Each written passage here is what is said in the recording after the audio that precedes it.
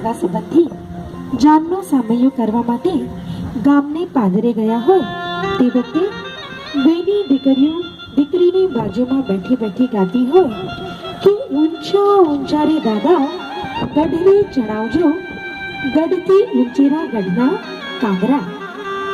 આ ગઢ એટલે કોઈ બંગલો નહીં, પણ સમાજમાં બાપે જે કીર્તિરૂપી ગઢ બનાવ્યો હોય તેના ઉપર બિરાજમાન થઈને દીકરી કહેતી હોય કે કેટલેકથી આવે વરરાજિયા.